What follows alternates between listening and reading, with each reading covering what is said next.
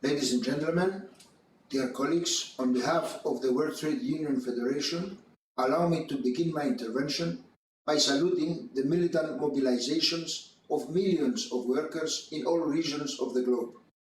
Through these mobilizations, they declare their refusal to pay the bill of the capitalist crisis that is becoming more and more general and deeper. The price rise and inflation are brutally undermining workers' living standards, and the social inequalities are dramatically widening. Democratic and trade union rights and freedoms are unfortunately under severe attack. The 43rd FAO Congress takes place before this dark background.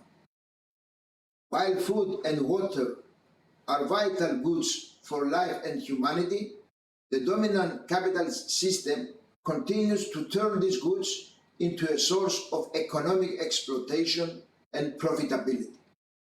Instead of emerging as primary and universal priority, the nutritional sufficiency, elimination of hunger and malnutrition, and the protection of natural resources from impunity and overexploitation by the ruling circles of the system and the huge business groups, unfortunately, the primary priority remains their speculation and the control of the global agro-industrial chain. Wishful proclamations are not enough. The harsh realities are far from approaching the otherwise nice-sounding slogans of the Sustainable Development Goals and the 2030 Agenda.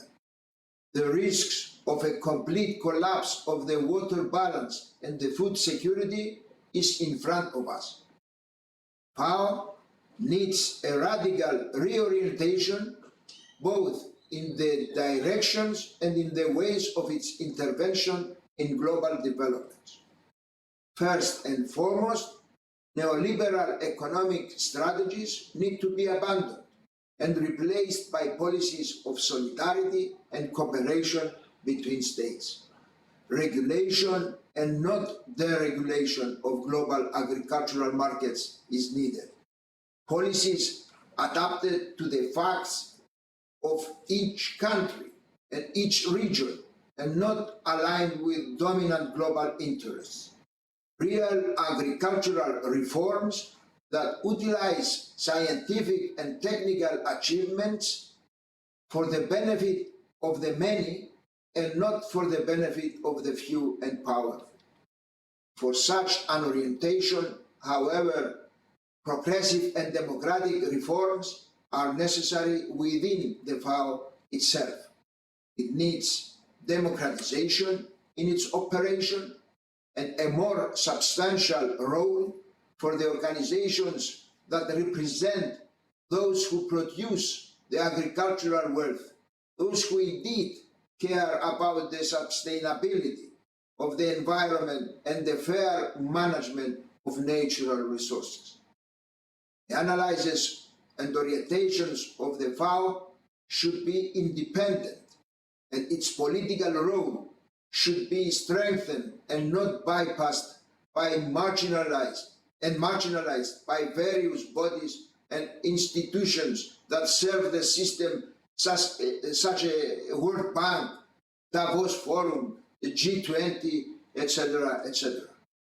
Ladies and gentlemen, the WFTU, the class-oriented World Trade Union movement, struggles for rural development and the management of water adapted to the needs of people and societies and not to the interest and the speculation of monopolies and the large multinational business groups. For a better and fairer world without exploitation of human labor and reckless waste of natural resources. With our struggles, with the alliance of workers, farmers, and all the oppressed, with solidarity, internationalism, and global mobilization, such a world is not only necessary, but it is possible.